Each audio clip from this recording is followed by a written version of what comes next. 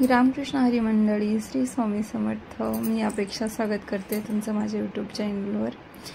तर आज होता संडे आणि सकाळी सकाळीच नाश्ता. तर झालं असं की आज आम्हाला फिरायला जायचं होतं, त्यामुळे सकाळ सकाळी लवकर उठलो आणि लवकर आवरलं. पण जे सोबत येणार होते त्यांचं आवरलं नसल्यामुळं मग नाश्ता बनवला आणि नाश्ता करायला बसलो. तर दिवला दूध पाजून घेतलं, नाश्ता करून घेतला आणि आवरायला घ्यावं म्हणून ठरवलं. तर वेळात वेळ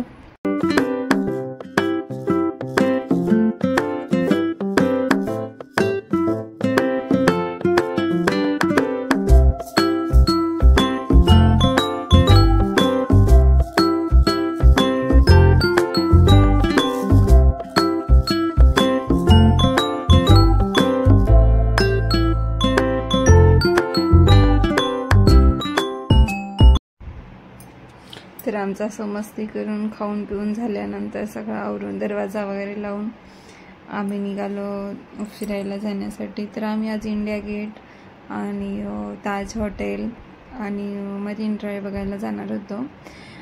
तर इकडे बघा दीव, मी आणि शिवम, त्याचे पप्पा गेले होते गाडी लावण्यासाठी, कारण आज आम्ही मेट्रोने जाणार होतो.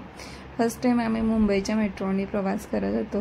शिवमला असं वाटते मुंबईची मेट्रो खूप स्लो आहे, कारण दिल्लीची मेट्रो खूप फास्ट होती. आणि आम्ही, माझी एक मैत्रीण गीता आणि सगळी फॅमिली, म्हणजे जवळजवळ 8 जण, तिकडं 6 जण, दीव, विराट आणि आम्ही दोघी, असे 8 जण आम्ही निघालो होतो फिरायला. सकाळी सकाळी सगळं फ्रेश वाटते जातानी, सगळे फ्रेश होते, सगळे मस्त चालले होते, मजा एन्जॉय सगळ्यांचं उभे चालले होते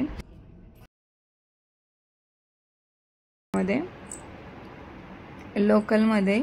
आणि नशीब असं की आम्हाला लोकलमध्ये सुद्धा जागा भेटली. हा, लांब लांब जागा भेटली, पण जागा भेटली. लोकलमधून उतरल्यानंतर पण माझ्या हातात मोबाईल होता, व्हिडिओ काढला आणि फिरायला निघालो म्हणजे आम्हाला काही मार्केटला जायचं होतं छोट्याशा. सगळे पोडी पळत होते, पण मी तसंच मोबाईल हातात घेऊन व्हिडिओ काढत होते, कारण मला माहीत नव्हतं की परत इकडनं यायचं आहे की नाही, म्हणून मी व्हिडिओ घेतला. कारण खूप छान वाटत होतं इथं आणि सकाळी सकाळी फ्रेश वाटतं. जसं जसं दिवस संपत जातो एनर्जीसुद्धा संपत जाते. आणि मग व्हिडिओ वगैरे घेऊन पुढे निघाल्यानंतर इकडं दिवसुद्धा चालत होती, कारण ती सुद्धा सकाळी फ्रेश होती.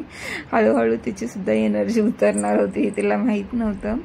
तिथं चालून झाल्यानंतर आम्ही गेलो मार्केटमध्ये चांगलंच ऊन पडलं होतं आणि गरमी पण व्हायला लागली होती. दिवला कुठं असं दिसलं की तिला माती खायला आवडते, ती माती खात होते आणि मी बसले होते. तिथून आम्ही आलो ताज हॉटेलला येईपर्यंत खूप ऊन पडलं होतं. समुद्र बघा कसा दिसतोय. थोडाफार समुद्र बघितला आणि ताज हॉटेलच्या जवळ थोडेफार फोटो काढले. दिवची बिलकुल एनर्जी डाऊन झालेली होती, ती काही काढू देत नव्हती. आणि शिवम सुद्धा, म्हणजे गरमी इतकी होती तिथं, गरमी असल्यामुळे तरी पण आम्ही तिकडं खूप टाइमपास केला, पण इथं आल्यावर सुद्धा गरमीच होती. हे बघा.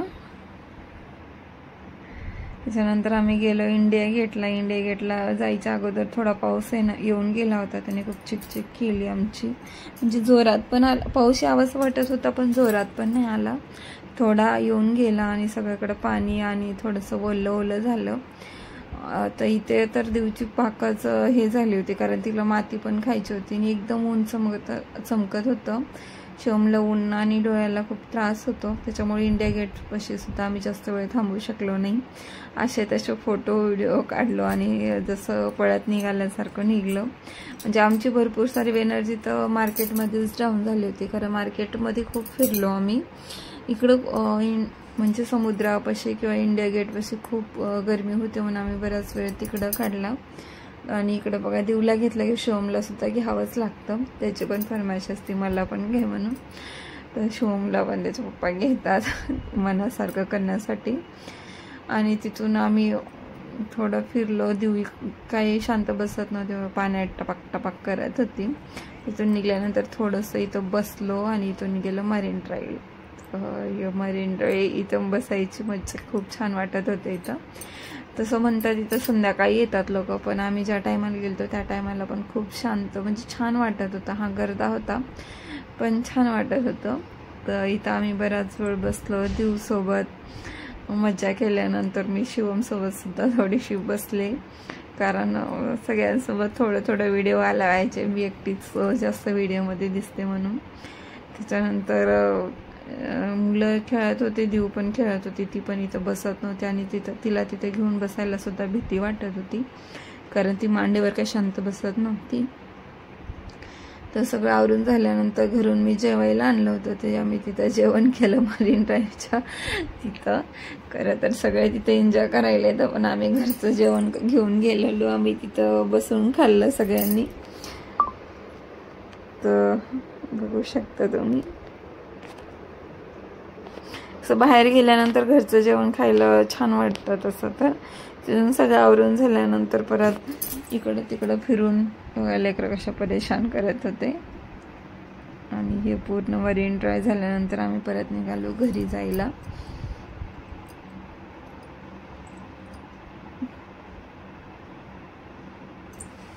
परत आलेल्या रस्त्यानेच परत इथं आलो आम्ही, कारण इथनं जायचा रस्ता म्हणजे जाण्यासाठी इथूनच आम्हाला जावं लागत होतं, पण एक सकाळी मला माहीत नव्हतं की इथूनच जावं लागेल.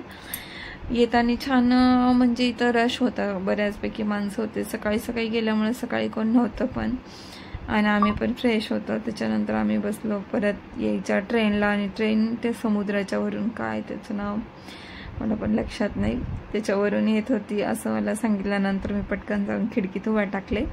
खिडकीत उभा टाकायला मला खूप भीती वाटते, पण पक्का धरून मी उभा टाकले होते. आणि बाहेरचा नजारा एकदम मस्तच दिसत होता, पण एकदम जवळून मी बघू शकत नव्हते, कारण मला खूप भीती वाटते.